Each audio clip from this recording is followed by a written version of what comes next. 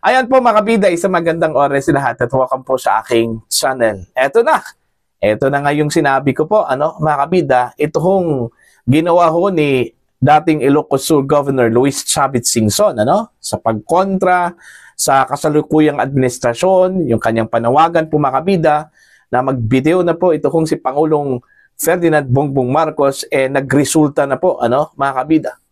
Sinampahan po ngayon ito hong si Singson ng reklamong plunder at saka graft dyan po sa Office of the Ombudsman, mga kabida. Ang dahilan, yung kanya hong involvement daw, sa bentahan ng lupain, ng gobyerno, mga kabida. Eto, babasahin ko lang po ito pong balita mula sa ang balita ngayon. Breaking, Chavit Singson reklamo sa Ombudsman sa umano'y bentahan ng lupain ng gobyerno, mga kabida.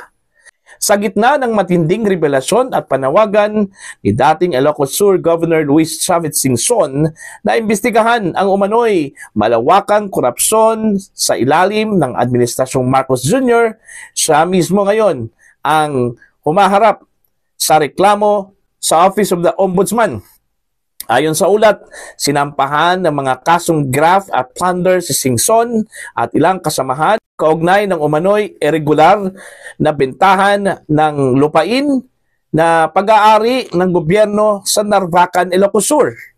Ang reklamong ito ay dumating ilang araw lamang matapos niyang manawagan sa Independent Commission for Infrastructure o ICI na imbestigahan ang flood control project sa Ilocos Norte na tinukoy niyang baluarte mismo ng Pangulo.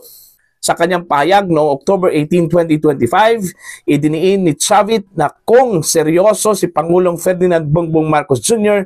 sa kampanya laban sa katiwalian, dapat unahin ng ICI ang pagbusisi sa mga proyekto sa Ilocos Norte. Siya ang leader, siya ang presidente para paniwalaan natin siya. Unahin natin ang Ilocos Norte na imbestigahan para mabilis. Tinukoy ni Chavit na meron siyang mga ulat tungkol sa ghost projects at mahinang kalidad ng flood control works sa Ilocos Norte. At kini-question kung bakit hindi pa nababanggit sa mga pagdinig sa Senado. Matatandaan noong Setyembre, unang sinabi ni Singson na ang mga diskaya na nasasangkot umano sa flood control scam ay kontraktor din ng Ilocos Norte. Ngayon, kasabay ng kanyang matinding panawagan para sa transparency, tila binalikan siya matapos inireklamo ng kasong graft at plunder na nag-ugat umano sa anomalya sa pagdisposisyon ng lupaing pag-aari ng gobyerno. Ayon.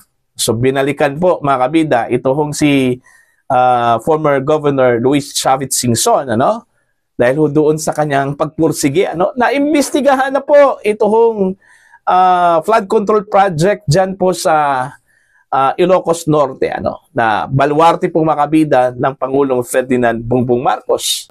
Parang sinabi po ni Governor Singson po mga kabida, na yung mismong baluarte ng Pangulo meron pong ghost project dyan, kung saan po ang kongresista daw mga kabida, ito hong anak po ng Pangulo na si Congressman Sandro Marcos, mga kabida. Okay, maliban pa po dyan, nanawagan pa po ito hong si Singson mga kabida na dapat magbitiw na po ang Pangulo, okay? Nga ito na po yung resulta po mga kabida, Tila binaliktad po ito hong si Singson ho ngayon, mga kabida. Kung maalala po mga kabida, naghimutok ito hong si Singson, laban ho kay Pangulong Ferdinand Bongbong Marcos dahil tila nakalimutan na raw siya, Tila nagkaroon daw ng Alzheimer's disease, ito hong si Pangulong Marcos mga kabida. Kung tutuusin, ang laki daw ng tulong ni Singson, nung nakarang eleksyon. Okay? Kung hindi daw dahil sa kanya mga kabida, ayon po kay Singson, hindi daw mananalong Pangulo ito kung si Ferdinand Bongbong Marcos Jr. Kaya yun, medyo masama ang loob. Kasi kung maalala ko po, parang may hiningi ata ito kung si Singson kay Pangulong Marcos mga kabida, na parang gusto po niyang ilagay sa isang posisyon, I think sa PCSO ata, itong kanyang pamangkin, kung hindi ako nagkamali, ano? Pero hindi daw pinagbigyan, binaliwala daw mga kabida, parang hindi daw pinansin ni Pangulong Marcos, ito kong si Governor Singson, kaya yun, naglabas po ng kanyang himutok, ano? Ito kong si Singson mga kabida sa isang interview at press conference, ano? At doon ho nagsimula ito hong pag-atake ho ni Singson po makabida, no? Laban sa Marcos administration, at umabot po sa point na nananawagan po siya na magbitiw na po ito hong si Pangulong Ferdinand Bongbong Marcos. Okay? So far wala pa pong response, ano? Ito hong si Chavit dito ho sa reklamong isinampa po makabida dyan po sa Office of the Ombudsman. Although hindi naman po nabanggit kung sino ho nagsampa po ng kaso o ng reklamo po, ano, diyan po sa Office of the Ombudsman against Singson at iba pang mga opisyal, mga kabida, no, nung siya ay mayor ata, ano, ng Narvacan, Ilocos Sur, ano, mga kabida. Okay? Pero I think one of these days lalabas po itong si Singson, mga kabida, no, at sasagutin po niya itong reklamong isinampa po laban sa kanya, no? Most likely baka sasabihin naman po ito ni Governor Chavit na ito po isang uri po ng harassment, ano? Binalikan lang daw siya, ano, mga kabida, ng administrasyon because of his being critic. Parang ganun, posibleng ganun yung magiging linyada po, mga kabida, ng kanya kong argumento po, ano?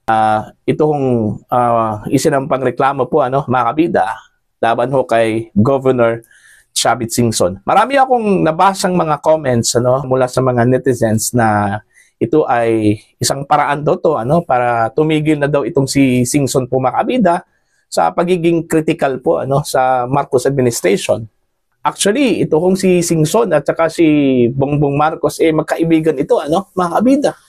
Kaya nga sinuportahan po ito ni Singson noong 2022 presidential elections, ano. Binigyan pa nga ito ng bulletproof na sasakyan silang dalawa ni Vice President Sara Duterte during the campaign period para masiguro po, makabida, yung safety po, ano, ng magtandem. Okay?